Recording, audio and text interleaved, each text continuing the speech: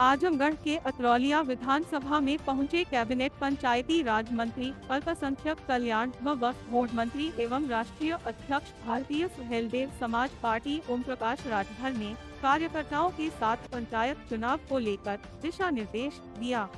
Media से वार्ता करते हुए उन्होंने कहा, योगी जी के बटेंगे तो कटेंगे वाले बयान पर बोले कि ब्रह्मा जी ने भी कहा था कि संघे शक्ति कलयुगे। मुख्यमंत्री जी का साफ साफ कहना है कि हम लोग मिलकर संगठित रहेंगे। आज पूरे प्रदेश में 7.5 साल में कोई भी दंगा नहीं हुआ, यह संगठित होने का प्रमाण है। कहीं भी कोई दंगा हो रहा था तो संविधान के दायरे में त्वरित कार्रवाई हो रही है, कड़े से कड़े कानून लाए जा रहे हैं। उन्होंने कहा कि एनडीए के साथ हम चुनाव लड़ेंगे, हमको सीट नहीं चाहिए, जो लड़ेगा उसको हम जीत दिलाएंगे। जातिगत जनगणना पर उन्होंने कहा कि मैं तो 22 सालों से जातिगत जनगणना की बात कर रहा हूँ कि जातिगत जनगणना होनी चाहिए।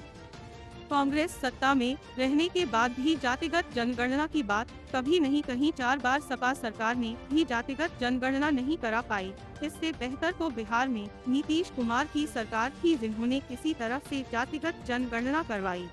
देश के प्रधानमंत्री मोदी जी जो काम कांग्रेस सपा बसपा नहीं करा पाई है, वह कार्य मोदी जी ने किया, चाहे वह धारा 370 हो, और जातिगत जनगणना भी मोदी जी कराएंगे। गलता सही लेकिन करा दिए, बिल्कुल। आप देखिएगा ना, हमारे देश के प्रधानमंत्री जी जो काम कांग्रेस सपा बसपा मिल के देश में सरकार बनाए और नहीं चला पाए कर पाए, आपने देखा महिलाओं को आरक्षण मोदी जी ने पास किया, 370 धारा मोदी जी ने किया। उसी तरह जातिवाद जनगणना भी मोदी जी कराएंगे, लिख लीजिए। विधानसभा क्षेत्र कार्यक्रम है, इस कार्यक्रम में क्या उद्देश्य? देखिए, आगामी जिला पंचायत सदस्य के चुनाव या यूं कह लीजिए पंचायत चुनाव की तैयारी को लेकर हम लोग पूरे प्रदेश में काम कर रहे हैं कि आने वाले जो अभी उनको गांव में भेजना, जो नेता चुनाव लड़ रहा है उनको तौर तरीका सिखाना, ताकि अभी से लोग जाते रहेंगे तो लोगों में आपस में भाईचारा बनेगा, लोग साथ जुटेंगे। टाइम आने पर एकाएक मैदान में जाने पर बहुत से वोटर ये कहते हैं कि भाई आज क्यों आए हो, पहले आना चाहिए था। तो इस नाते हम लोग अभी से ही लोगों को ट्रेनिंग देके वहाँ भेजने का काम कर रहे हैं। योगी जी का बयान है कि बटेंगे तो कटेंगे, इसकी आपकी क्या समझ? ब्रह्मा जी ने भी कहा है कि संघे शक्ति कलयुगे। योगी जी का, मुख्यमंत्री जी का साफ साफ कहना है कि हम सब लोग संगठित रहेंगे, सरकार चल रही है।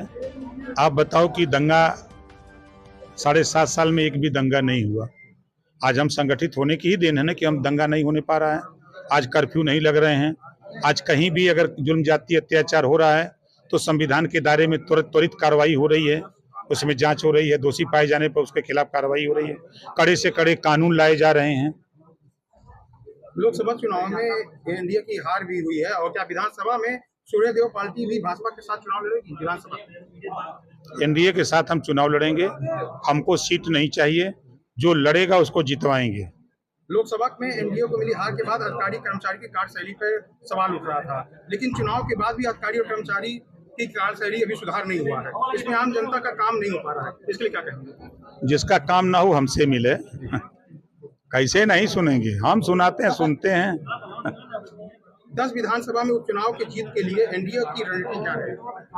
देखिए, हम एनडीए गठबंधन के सभी साथी बूथ स्तर से लेके सेक्टर, ब्लॉक, विधानसभा स्तर तक का संगठन हम लोग सही कर लिए हैं, और हम लोग भी इंतजार कर रहे हैं कि जल्दी चुनाव की घोषणा हो जाए, ताकि जो आप लोगों के दिल में एक संशय बना हुआ है वो संशय खत्म हो जाए। और जैसा कि आप लोग जानते हैं, विपक्ष हमेशा कहता है कि बाई इलेक्शन सत्ता पक्ष का चुनाव होता है, तो सत्ता तो एनडीए गठबंधन की है। अब इसे समझ जाना चाहिए, ये लोकसभा का चुनाव नहीं है। जनता सब जानती है, वो जानती है कि अगर विपक्ष को जिताएंगे तो विकास नहीं होगा। अभी 2.5 साल का समय है, तो सत्ता पक्ष के एमएलए को जिता देंगे तो कुछ काम धंधा होगा। मायावती का बड़ा ऐलान है कि हरियाणा में गठबंधन है, बाकी राज्य में अकेले चुनाव लड़ेगी। इसमें एनडीए का क्या फायदा, क्या नुकसान? वो खुद मालिक है, उनकी पार्टी है, राष्ट्रीय अध्यक्ष हैं। कल उनको राष्ट्रीय अध्यक्ष की घोषणा हुई, इसके लिए उनको बहुत बधाई। और वो स्वतंत्र हैं, चुनाव न लड़ें, अकेले लड़ें, गठबंधन करें, उसमें किसी का क्या हस्तक्षेप हो सकता है। इंडिया गठबंधन चाहती है, जाति जनगणना चाहती है और आ रही हुई है, इस पे आपका क्या स्टैंड है?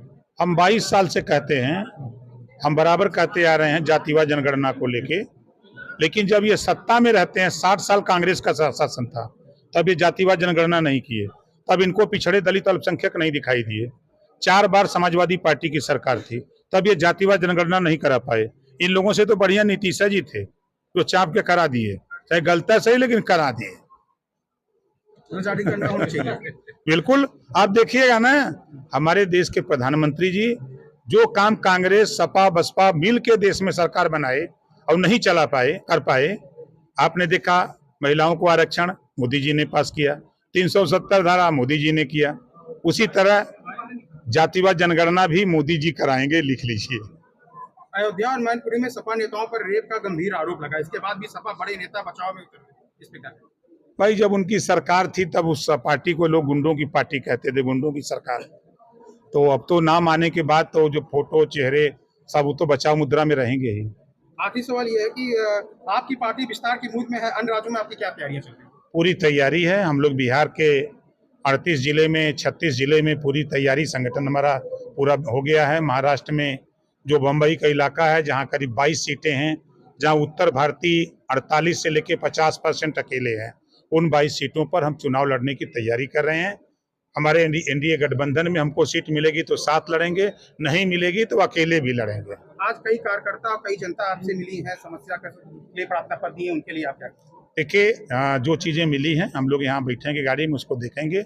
हमारी प्राथमिकता होगी उस प्रार्थना पत्र को संबंधित विभाग के अधिकारी को भेजेंगे और कहेंगे भी, उनको न्याय दिलाने का पूरा प्रयास करेंगे।